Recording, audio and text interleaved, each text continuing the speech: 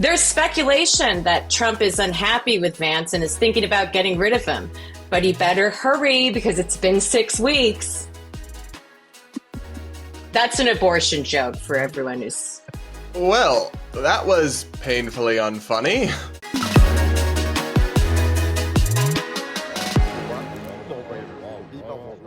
Today, we're taking a look at the Comics for Kamala event that was just held, featuring A-list celebrities like Ben Stiller, and so much more. I'm Brad Polumbo, and welcome back to the Brad vs. Everyone podcast, where we take on the craziest ideas from across the internet and across our politics, all from a center-right, independent perspective. If you're new here, please do consider subscribing and sticking around, and regardless, do remember to hit that like button as we go along to reward my suffering, and also comment with your thoughts. I do read the comments and I pick a few to respond to in every episode. Now, without further ado, we're going to dive into some highlights from the A-list Comics for Kamala fundraising event in support of Kamala Harris's presidential campaign that was just held a couple of days ago. Spoiler alert, there wasn't a lot of comedy, or at least a lot of good comedy on display. Ironically, one of the funniest parts came when they were referencing another event that was held, the White Dudes for Kamala call that we covered on the show last week. Here was a bit by John Hamm.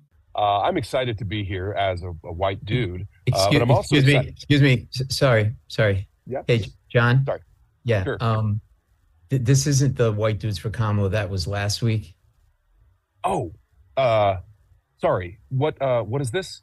This is Comics for Kamala. Right. I'm not a comedian. Yeah, John, we know. Look, we've seen your work. Okay. Wow. That's just rude. That was George Hamm, everybody. Thank you for being with us. So that did give me a little bit of a chuckle, and I did appreciate the self-awareness there at least a little bit. But that was honestly the only time that I laughed. For example, Congressman Eric Swalwell, a highly partisan Democrat, hosted this event, and there was one portion where him and a comedian, allegedly named Cecily Strong, tried to roast JD Vance. Let's take a listen to that part of the call. All right, JD Vance. JD Vance looks like a composite of every guy that's called you a bitch on Bumble. JD Vance looks like you told ChatGPT to draw a guy who says, "M'lady." What are we doing? I thought it was good. JD Vance is confusing because his rhetoric wants us to panic about immigrants, but his eyeliner wants us to panic at the disco. Good. JD Vance has been such a mistake. Trump keeps calling him Eric. But his son Eric, not me. That's his son, not you. No. He doesn't know you. I'm not surprised JD Vance is so anti-choice, since having no other option is the only reason he's Trump's running mate. Trump wearing a maxi pad on his ear is the most support he has ever shown for women's reproductive health. There's speculation that Trump is unhappy with Vance and is thinking about getting rid of him, but he better hurry because it's been 6 weeks. That's an abortion joke for everyone who's JD Vance not thinking about those deadlines. JD Vance has some very strange and upsetting positions, honestly. Just ask his couch. And you wouldn't do this one, so I'm going to do it. I'm not doing that.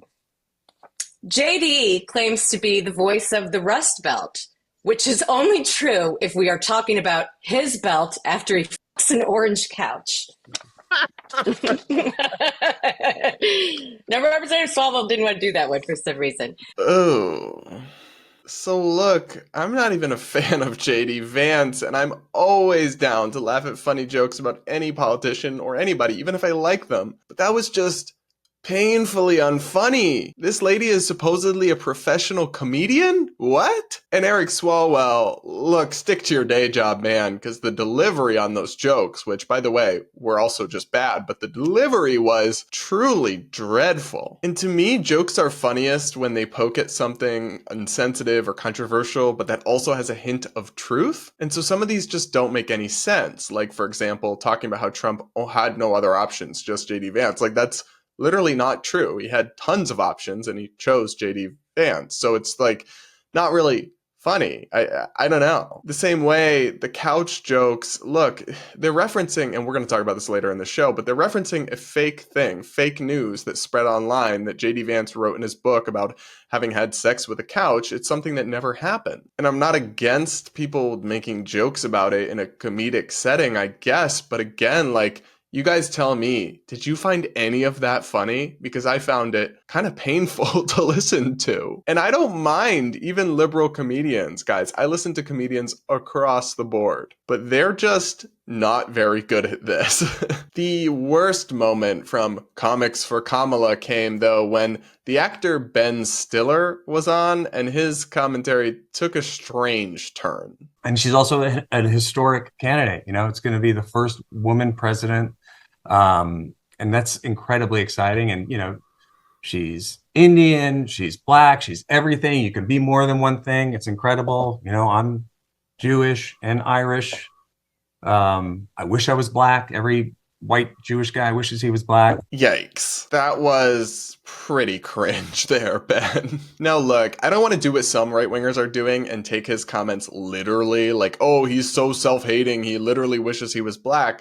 I think that was at least an attempt at a joke, but it, again, wasn't funny. At least to me. I mean, comedy is subjective, so maybe some people found it funny, but it wasn't to me. I do find it interesting, though, that obviously this isn't his full comments, but he had several minutes, and one of the main things he chose to highlight about Kamala Harris as to why he supports her is literally just the boxes she checks off on the census. Guys, whichever way you vote, that is not a good reason to vote for somebody. You should be voting based on policy and the things that will impact Americans' lives, not on pure identity politics. That is unfortunate. Not to say I don't see any significance to having the first woman president or other things like that. Like, obviously they are significant historical markers that do mean something to a lot of people, but that's not a reason to vote for or against someone because of immutable demographic traits they can't control and didn't choose. And when you wander into territory that suggests otherwise,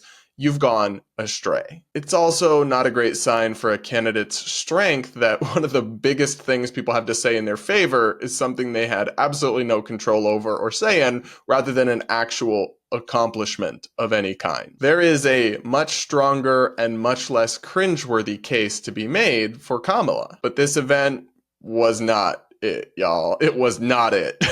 Up next, Kamala Harris just picked her vice presidential running mate, Tim Walz, of the governor of Minnesota, a hardcore progressive and honestly a radical with a record that concerns me in a lot of ways. But in one of his first speaking opportunities as the vice presidential candidate for the Democratic Party, he decided to peddle a wild joke of a sexual smear against Republican VP nominee JD Vance. Let's take a listen. Like all regular people I grew up with in the heartland, JD studied at Yale, had his career funded by Silicon Valley billionaires, and then wrote a bestseller trashing that community. Come on! That's not what middle America is. And I gotta tell you, I can't wait to debate the guy.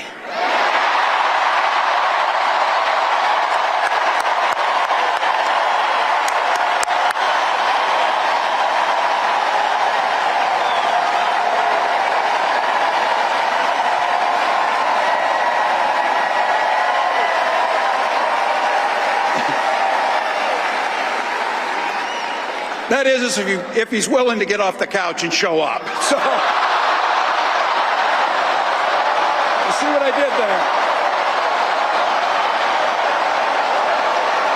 So this is a reference to a viral lie about JD Vance, the Republican vice presidential nominee, that has spread, claiming that in his best-selling book, Hillbilly Elegy, about growing up in Appalachia, he described having sex with a couch during his youth. This is not in the book. It is completely fake news. It all originates from a post on Twitter by a comedian, but it's one of those things that's just been parroted over and over again, originally just as a joke, but I'm telling you right now, a lot of people online actually believe this, actually think JD Vance had sex with a couch. And it's now being parroted by liberal media hosts and Democratic politicians kind of as a joke, but also, you know, sometimes just thrown out there and not really clarified that it isn't real. And I find this really disgusting. You're spreading a sexual lie about your political opponents. That's not cool. That's not okay. Now, if it was just a joke, if it was purely made by a comedian in a comedic setting,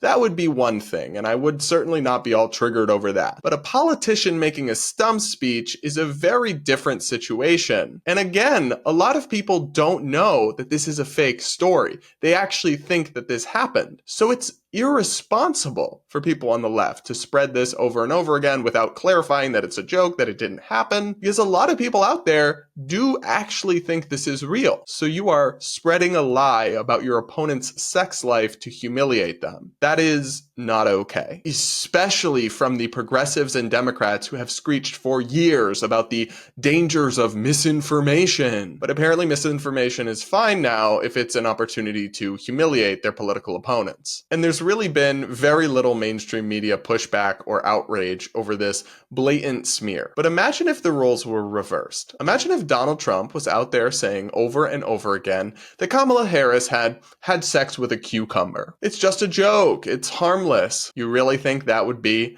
the media's response, the mainstream media? No, there would be screeching headlines about misinformation and lies and smears and attacking a woman and so many other things. It's the double standard here that really gets me. And the fact that not everyone understands that this is just a joke, that this didn't happen. If that was clear to everyone, maybe I could say, okay, it's just a joke, but it's not. Online as well, this is just spread like absolute wildfire. And to be clear, a lot of the stuff online does make it clear that this is a joke, like this viral video I'm about to show you that has more than 1 million views. Okay, so there's this rumor online that JD Vance wrote about having sex with his couch.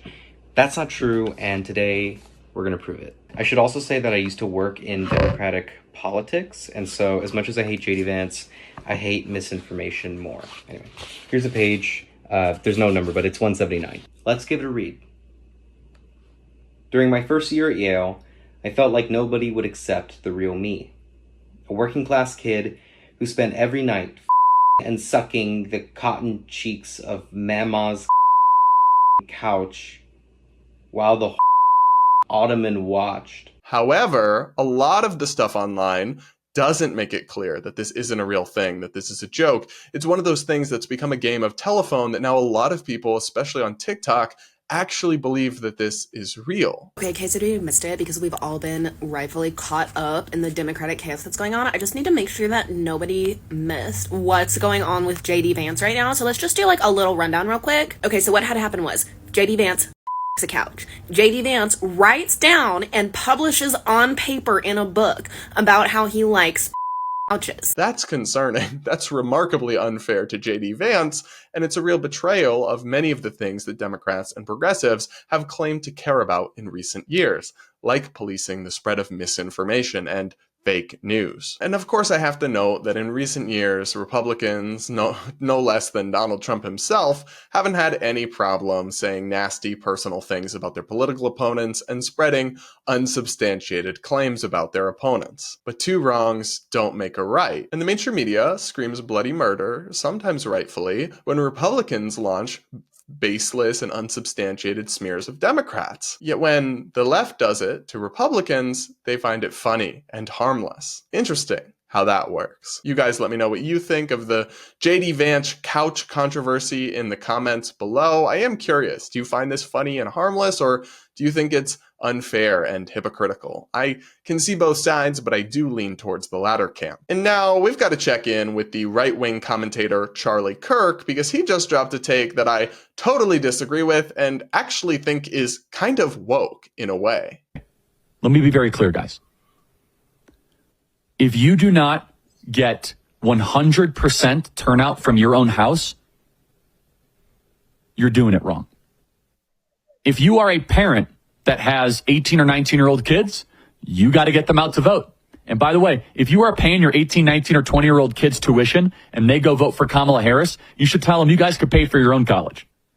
If you're going to go vote for Kamala Harris, and our house here is working our tail off, and we're going into debt to help you go through college, you guys can pay for your own college. Sorry, but this is right-wing woke. This is just the other side of the coin, the Republican version of the blue-haired progressives who cut off their grandparents because they voted for Trump. It's not okay to withdraw support or punish your family members just because they disagree with you politically. And also, their vote doesn't matter. It's one vote in a country of 330 million people. And even if you think they're misguided or dumb because of the way they vote, they're young. It doesn't capture all of who they are as a person or mean they're terrible or have horrible values. It just means that in your view, they're misguided politically and they might grow out of it and grow up. But probably not if you punish them and try to control them. That's actually a great way to send them even further into a left-wing spiral. I mean, this idea that you should be cutting off and punishing your family members if they disagree with you on politics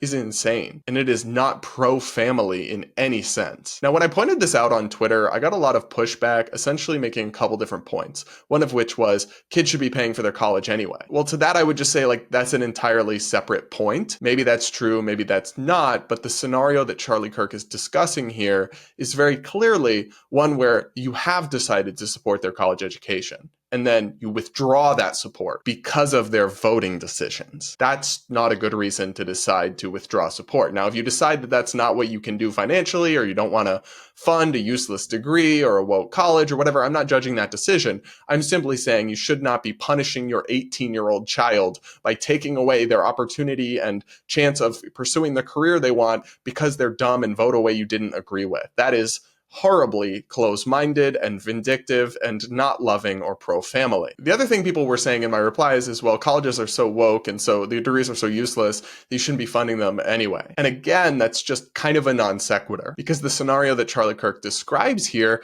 is one where you've evaluated your kid's college education and decided that it is worth it. If you reach a different conclusion with politics not as part of it, I'm not telling you that's wrong, to be clear. I'm just saying that you shouldn't be extracting ideological punishment onto your young adult children because you're dissatisfied with the way they chose to vote at the polling place. Like, that's just stupid to me. Like, say that your kid is studying to be pre-med and wants to go be a pediatrician and help heal sick kids and earn money and have a successful life and take care of a family while making the world a better place. You should defund that. You should withdraw support and make them either bury themselves in debt or have to drop out just because they had a totally inconsequential decision politically that you disagree with. That is extremely close-minded and vindictive. And it's this idea, right, that was so common in woke circles, that the politics is the personal, that your political values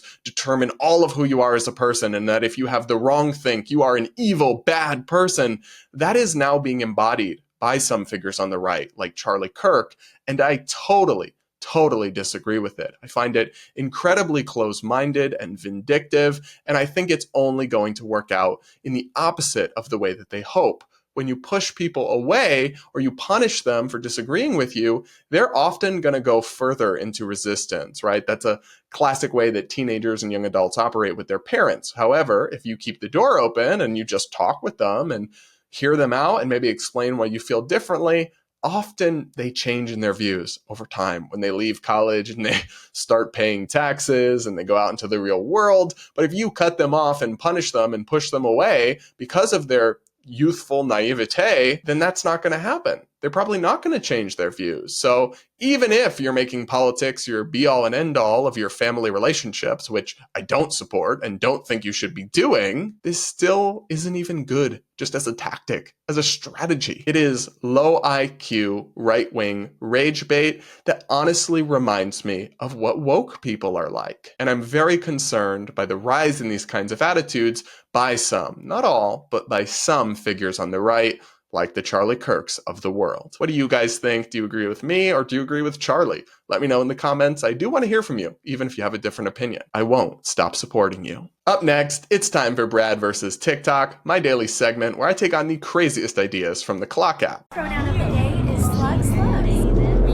If you're new here, don't forget to subscribe and stick around. I'm trying to hit 150K. Please help me out. I want to get there by the end of the summer. And now let's take a listen to a pretty wild take from the feminist influencer Drew Afualo. When women say, I hate all men, I don't ever correct her because there has to be a reason that you feel that way. And who am I to tell you that you're not allowed to? I'm not. And when men say like, what about me? Are you an awful man? Then don't feel hit. If I wasn't aiming for you, don't feel hit. You know what I mean? They are always asking the wrong questions instead of saying, why does it have to be all men? Why aren't you asking, why do women hate all men? Like, whose fault is that? Is that mine? Or is it the cause of a man? And part of intersectional feminism is autonomy. The freedom to do and choose how you walk and move in this world is solely up to you and nobody else. So if you want to hate all of them until you find a good one, by all means. That's what I did. And it worked. Yikes. Look, guys, I technically consider myself a feminist in that I obviously support full legal equality for men and women. But this right here is the face of toxic third wave feminism that has given the modern feminist movement such a terrible, terrible name. You literally do just hate all men. The smear that was thrown at the old school feminists is now actually kind of true, at least for some of them. You do realize, Drew, that you are defending the blanket hatred of an entire demographic group of people simply because of their immutable characteristics. It's giving woke KKK. And it's so pathetic how Rainn Wilson just sat by and nodded like a seal, clapped along like a seal as she defamed all men. And he's just like, oh yeah, on his podcast. Grow a spine. Challenge her on that. That's pathetic, dude. I mean, look, let's actually engage with the substance of what Drew said here. And to see how effed up her logic is, just swap out the words men with black people. Whenever someone says, I hate all black people, I don't condemn them because there must be a reason. Girl, what? Why aren't you asking why they hate all black people? Do you see it now, Drew? Do you see how insanely out of touch and bigoted and ignorant your arguments are? Yet the internet has made this person some kind of icon, some kind of digital celebrity. The comment section on this just disturbed me. I adore this woman so freaking much. I need her as a therapist. 26,000 likes. We relate and love her for a reason because we all experienced it. 3,300 likes. Drew, don't miss. 6,900 likes. Period. Tell it, Queen Drew. 700 likes. And that original video has been seen millions and millions of times. She's one of the most popular influencers that I've seen, honestly. And she's killing it professionally. All while preaching an openly discriminatory, hateful, and divisive ideology. That's really unfortunate. I want to roll you guys another clip to just show you that this wasn't a one-time thing. She didn't somehow misspeak. Like, this is a theme of her content, basically, that it's okay to hate all men. Let's take a listen. When women say they hate all men, like, I don't give a fuck. Like, I don't care. You should. Yeah, absolutely. I will never say, like, oh, not all men. Like, I do think it's all... I've said before, they're all guilty until proven innocent in my eyes. I think they should start in prison and work their way out. It's a reward-based system. You know what I mean? You have like a reading log and you color it in. Every time you do something nice, you move up. Yeah. Or you just have no access to internet and no phone, and you have to earn it. Yeah. Like an Eagle Scout. You have to be able to tie like 7 different knots. Yes, exactly. You have to be able to build a fire from scratch. Mm-hmm. And then also you have to hike. Get them a little sash with some badges on it. Yeah, exactly. And I want to see them walking around in it, so I know that they've done. You have to wear it as identification. Catcalling badge. Like.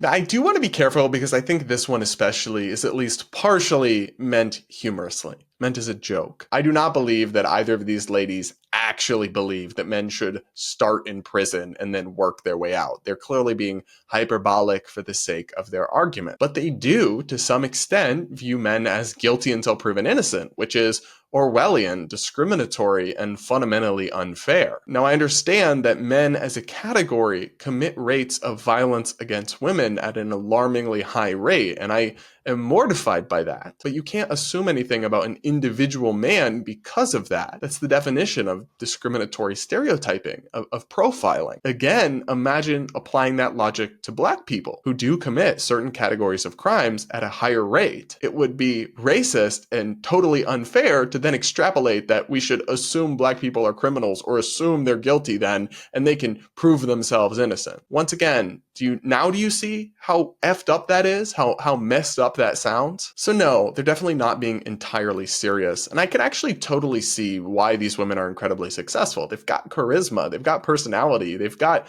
real talents, but it's disturbing to me that they're using them in such a divisive and hateful and ignorant way. And guys, it's this kind of toxic feminism that gave rise to the Andrew Tate movement, the red pill, and all these other things that I've criticized that I think go way too far and push a lot of toxic ideas, but they didn't occur in a vacuum. They didn't come out of nowhere. They came about because a generation of young men genuinely felt like there was no version of masculinity they were really allowed to embody that wasn't viewed as toxic, that they were discriminated against or hated because of their men, that the fact that they're men, or because men as a group do some bad things. And that is obviously going to fuel resentment that takes people into a dark place. Doesn't mean it's okay. Doesn't mean it's justified, the most extreme red pill stuff that's hateful and discriminatory against women in turn, but it does occur for a reason. We can put 2 and 2 together. So if you actually want to see peaceful coexistence and harmony between the genders, like I do, you should reject this toxic brand of feminism and get back to the basics of advocating for equality between men and women, not stigmatizing all men and advocating for blanket discrimination against the male sex. That's just my take. You guys let me know what you think in the comments below. Have you ever seen this person's content, and did you have the same response to it as me? Do remember to hit that like button and subscribe if you haven't yet. And now I'll read a few of your comments before wrapping up today's show. One person says, I always love how the racists are so blatantly racist while accusing you of being one of them. Yeah, it is funny. They were accusing me of being racist and being like, shut up, you're white. White people can't speak on this, blah, blah, blah. It's like, babe, you're literally doing racism in your racism accusations. Another person said, saying people can't have opinions because of their skin color is so weird to me. Yeah, I agree. I mean, I would never say that poor people can't have opinions on taxing the rich, or that straight people can't have opinions on gay marriage. Like, this is just not how democracy works. Another person says, I had no idea that a crinkled up napkin could be that handsome. Oh, why thank you. And yeah, I thought that was a funny one, but I don't really see it. Another person dropped a quote in here that says, reverting to name calling suggests that you are defensive and therefore find my opinion valid. A quote from Spock. Well, I have never seen Star Trek, but maybe I'll have to check it out because that sounds like a little nugget of wisdom to me. Another person says the continuous old comments are ridiculous. It's not a character flaw. Everyone gets older. These people will get old unless they do something like take the Tide Pod challenge, which wouldn't surprise me. Yeah, I do agree with you. Like, I was mad about being called old because I don't want to look older than I am, but I absolutely agree with you. There's nothing wrong with being old. It's actually a good thing because you kept living. You didn't die. I mean, there's no shame in aging or being old. So the idea that that would be a put down or an insult in the first place is a little bit odd. Another person says, I'm more on the left and my sister's more on the right, and we love watching your videos together and discovering what common grounds we have more than we thought. Thanks so much, Brad. Keep up the amazing work. That makes me so happy. And honestly, that's the kind of reason why I do this show and I bring you this content. So we can laugh at crazy stuff. We can have conversations about the news that are based in facts, and then sometimes disagree, sometimes agree, but ultimately realize that most people are coming from a good place and just try to have these dialogues and these conversations. Another person says, hey Brad, I don't know if you answered this question before, but I'm quite curious about what kind of software or camera you use to film your podcast. So I use an app called Riverside to record the podcast.